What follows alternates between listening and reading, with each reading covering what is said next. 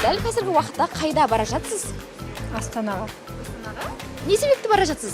Немерелерді апарып тастауға. Ля ты крыса, Қыдырып бара жатыр ғой, Жоқ, үйлері сияқты ғой. Бұлар сіздерге қыдырып келді ғой, дұрыс па? 3 ай каникулда да. Өзім немерелерім ғой, балам. Қалай демалдың Шымкентте? Жақсы. Апаң не істеді демалса? Күшті тағамдар пісіріп берді ма? Иә. Қандай тағамдар пісіріп берді? A few moments later. Лағман, манты, сосын 2 hours later. Бәрі тәтті дәмді болды ма? иә. Мамаң мен папаңды сағындың ба? Қатты емес. Вот это поворот!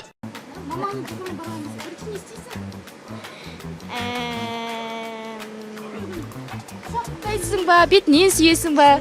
Құшақтаймын. Мама, папа, біз сізді жақсы көреміз. Рахмет, жолдарыңыз болсын. Біз Қарағанды қаласынан келдік. Қарағанды облысының командасын жинап. Біз осы Шымкентке чемпионат Республика Қазақстанға келдік. Байқасам чемпион болған сияқтысыздар ғой, Жоқ, біз екінші орын алдық. Ыстық, ұнады бірақ.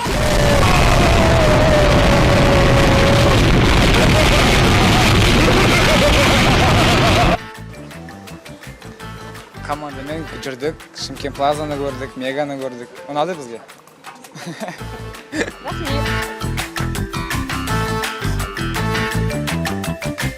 Қай жерге аттанып бара жатсыздар? Алматы қаласына. Не себеп бара жатсыздар? Балам оқуға бара жатыр. Вау, керемет, балаңыз студент атанды ғой, Қай оқу орнын таңдады? Абай универ таңдады. Қандай сезімдесіз дәл қазіргі уақытта? Екінші балам грантқа неғылған.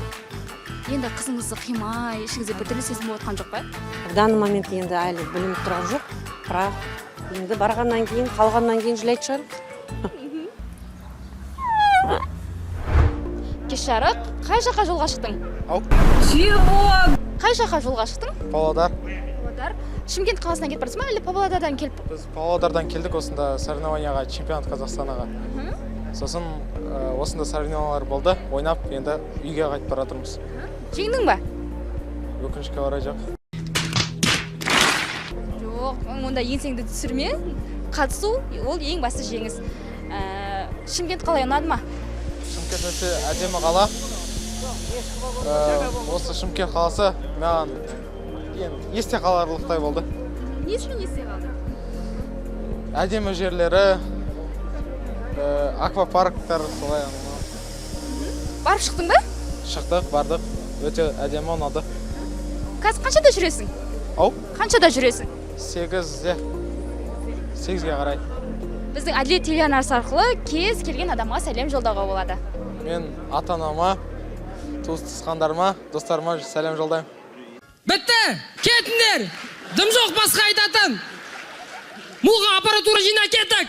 Өздеріңіз байқағандай Шымкент қаласының теміржол вокзалы талай оқиғаның үнсіз ғана куәсі. Бұл жерде күндіз де, түнде де қарбалас. Тіпті түннің өзінде жолаушылардың ағымы басылмайды. Сырғыған пойыздар тоқтамайды. Ал Адал азамат бағдарламасы дәл бүгін осы вокзалдың түнгі кезекшілігін өздеріңізге көрсеткісі келеді.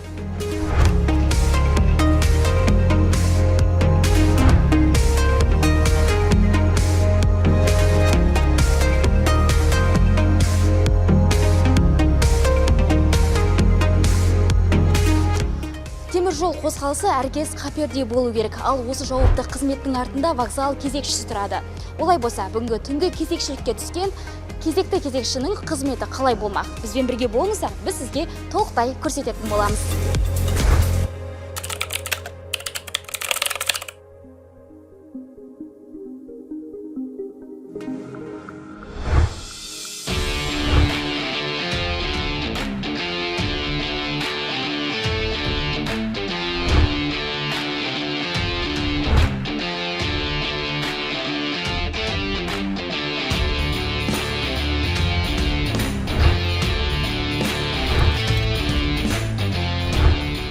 Қазіргі таңда менің түнгі ауысым жұмысым басталды.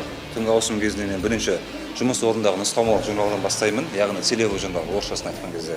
Бұл жерде біз жаңағы жұмысқа түсетін дикторым бар, жаңағы справочный болады, солардың жаңағы несін өткіземіз. Қауіпсіздік журналын қол қоямыз, ол жерде 5 минутта болады, яғни 5 минуттық. Жаңа пойыздың келгенде қалай қарсы салу керек, шығарып салу керек деген сол нұсқамалық журналдан бастап, ары қарап біз вокзалдағы мысалы заттар қарап шығамыз қабылдауға.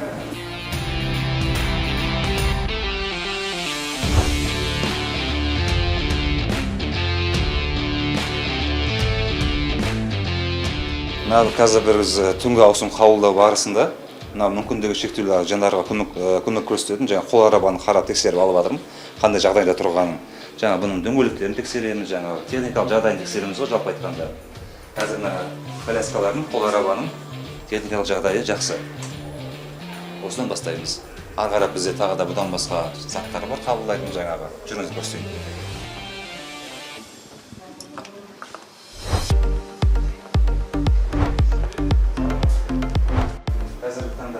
Уақытымен ба? Қазір уақытымен. Қай пойыз қазір? Қазір 88 келатыр. Сарыағаш, Алматы деген. Қазір 5 минут 3 минуттан кейін бірінші жол хабарлаймыз. Дұрыс. Басқа ешқандай жұмыс барысында оқыс оқиға ештеңе болған жоқ па? Ешқандай болған жоқ. Бүгін күн жақсы. Ешқандай да мәпіш жатқан жоқ. Пойыздар уақытымен ба? Уақыты.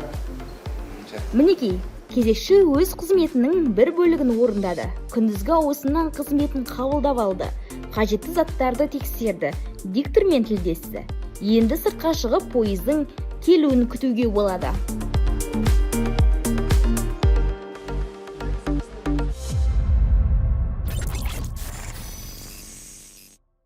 Внимание, уважаемые пассажиры! Первой пассажирской платформе прибывает поезд 88 с сообщением Сарыағаш-Алматы. Нумерация с хвоста составом. При подходе поезда будьте внимательны. Пойыздың келіп кетуін жолаушылар үшін маңызды ақпаратты хабарлап отыратын осы жақынды дауыстың иесі бүгін түнгі кезекшілікке түскен екен. Олай болса, ол кісінің түнгі кезекшілігімен таныс болайық. Шымкент вокзалында 30 жылдан бері хабарлаушы болып істеймін. Енді менің сменім кешкі сағат 21:00-де басталады. Мен мынау кешкі ауысымды қабылдап алу үшін сағат 8:30-да келем. Сөйтіп мынау барлық құжаттарымды толтырып, қайсы қай уақытта келе жатыр, қалай хабарлаймыз, қандай бір-бірімізге өткізетін документіміз бар. Солың барлығын қабылдап алып, 9-да жұмысты бастаймын. Азанғы 9-ға дейін. Минутку. Хабарлау бөлімі тыңдап тұр. Сарыағашты бірінші жолға хабарлаймын қазір. Енді хабарлаймын, аха? Тыңдаңыздар, құрметті жолаушылар. Жүйрік пойызды 88 Сарыағаш-Алматы бірінші жолға қабылданады. Вагондар саны соңынан саналады. Поезд келер алдын сақ болыңыздар. Внимание, уважаемые пассажиры! Первой пассажирской платформе прибывает поезд 88 с сообщением Алматы, Сарыағаш-Алматы. Нумерация с хвоста составом. При подходе поезда будьте внимательны. Енді бірінші біздің өзіміздің міндетіміз поезд хабарлау. Мынау біздің енді шын айтқанда нанымыз. Осы біздің микрофонымыз. Микрофонды бәрі біледі. Осы арқылы біз дауыс шығарумен даладағы жолаушыларға хабарлап отырамыз. Қай уақытта поезд келатыр, кешігу қанша, поезд тоқтады, кетті деп. Осы міне біздің осы основной жұмысымыздың негізгі жұмысымыз бұл біздің. Енді мынау телефонға келетін болсақ, бұл телефон бізді ана жақтағы дежурный болады. ДС деп аталады, ДС-дің дежурный болады. Ол кісі бізге осы IP деп аталады бұл. Бұған кәдімгі барлық біздің ол кісінің айтқаны, менің айтқаным, не айтқаным бәрі жазылып тұрады. Сондықтан бұған анақтағы дежурный айтады бізге, поезд келе жатыр. Әр 10 минут сайын, әр поезд келерден бұрын 10-15 минут бізге хабарланады. Мынау поезд келе жатыр, хабарлаңыз қазір деп сөйтіп біз ол поезді хабарлаймыз.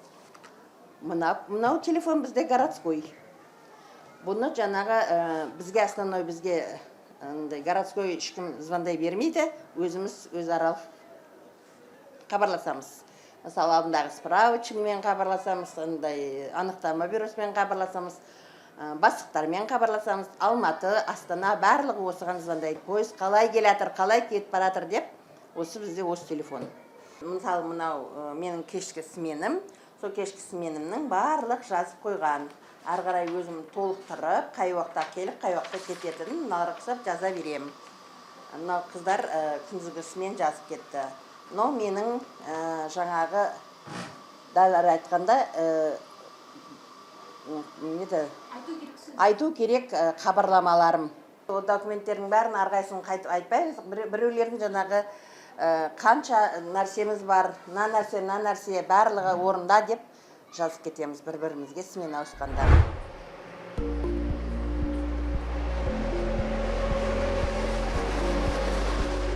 Вокзал ерекше оқиғалардың мекені. Бірі әскерден оралатын ғашығын күтсе, енді бірі өміріндегі жаңа қадамға нық қадам басып пойызға мінеді. Ал кейде дәл осы жерде ата-ана баласынан көз жазып қалатын сәттерде болады. Өтініш әрине аталады, келеді. Қалып кеткен де балдар болады бізде кейбір кезде. Ата-анасы мініп кетіп, балдар қап кеткен кездерде болған. Бала мысалға мынақтан шығып кетіп, сыртқа шығып кеткен кездер болған ата-ана іздеп. Оны хабарлаймыз, онда хабарламауға болмайды ғой. Ол кезде олар жаңағы полицияға хабарласады. Олар бізге келіп хабарлаңыз дейді. Келе ата-ананың өзі келеді. Дежурныйдан рұқсат сұраймыз, хабарла десе бәрін хабарлаймыз. Бірақ основном енді ондай нәрсе көп бола бермейді. Қазір жұрттың бәрі баласына еге ғой. Заман басқа қазір.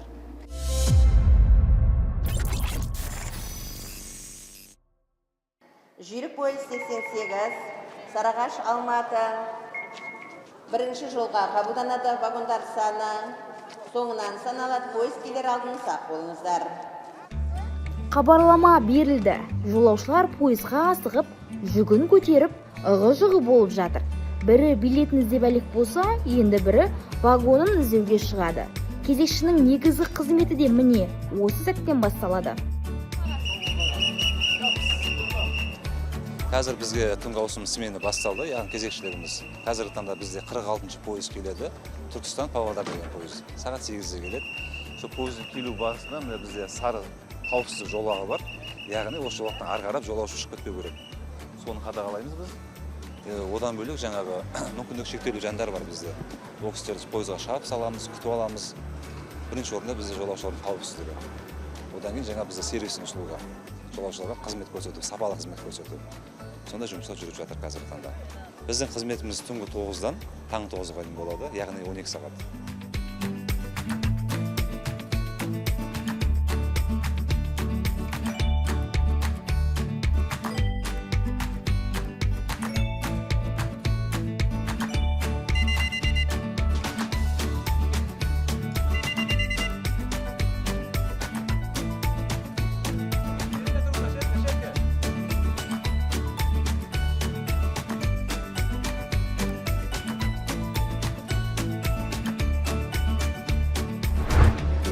Бізде мүмкіндігі шектеулі 3-ші топтағы қыз бар. Осы қызды шығарып саламыз пойызға. Бұл қызды пойыздың алдына алып барып, орнынан шығарып салып, көмектесіп жібереміз. Бізде қосымша осындай жұмыстарымыз бар. Пойызды күтіп алып, қауіпсіздігі кіреді. Мүмкіндігі шектеулі балалар болсын, үлкен кісілер болсын, осылай шығарып саламыз. Жолаушылар ауып келе жатқан болуы мүмкін. Начальник пойыз, яғни пойыз бастығы через рация арқылы шығады бізге, дикторскийға. Диктор маған шығады, соответственно, мен скорый шақырамын. Сол скорый келеді, жолаушыны алып кетеді. Болмаса, жағдай дұрыс болса, бізде медпункт бар. Сол жерге не аламыз, көрсетеміз. В общем, жолаушы жағдайына байланысты. Жол бойы жаныңызда болатын жол серікті қалай ұмытамыз? Бұл кісілердің де өз айтары бар ғой. Ұзақ жолдың сақшыларымен жүздесейік.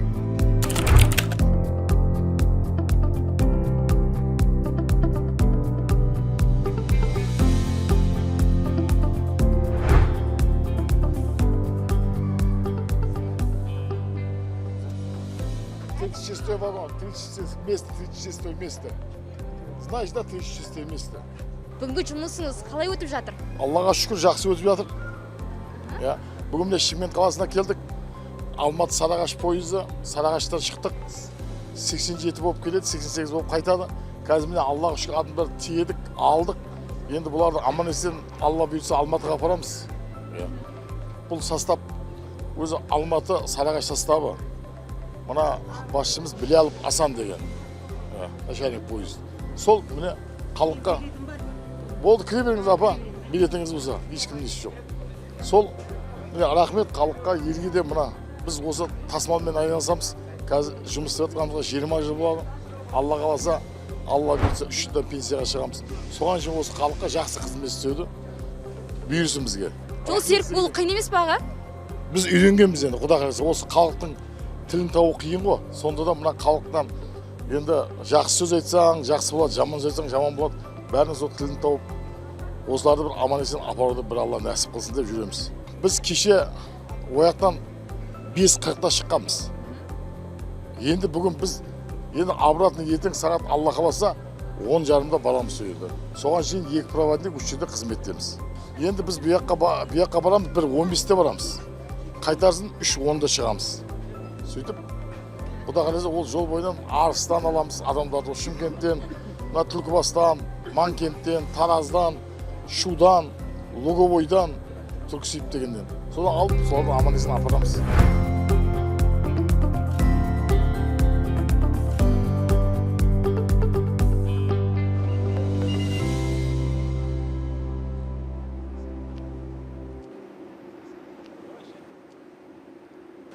Қазіргі таңда алдарыңызда 46-шы пойыз Түркістан Павлодар бағытында пойыз жүріп бара жатыр.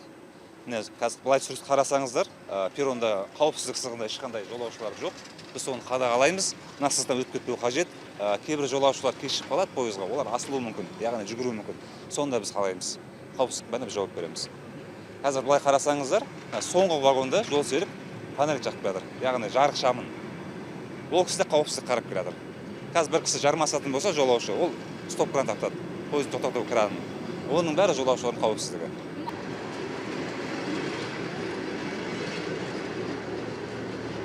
Сонымен қатар бізде мына соңғы вагонда 3 жарық шам қарап тұрсыздар ма? Бұл арттағы жаңағы артынан келе жатқан пойыздың қауіпсіздігі, яғни свет жанып тұрған алды кетіп бара жатқан пойызды білдіреді. Соғысып қалмау үшін. Біз аман есен тағы бір жолаушыларды шығарып салдық деуімізге бола ма? Иә, біз аман есен осы қазіргі түнгі сменімізде тағы бір жолаушылар пойызын аман есен шығарып салдық. Рахмет аға, бүгінгі түнгі кездесуіңізге сәттілік. Мен осымен бағдарламамды аяқтаймын. Құрметті көрермендер, сау саламатта болыңыздар. Келесі Адал азамат бағдарламасын күтіңіздер.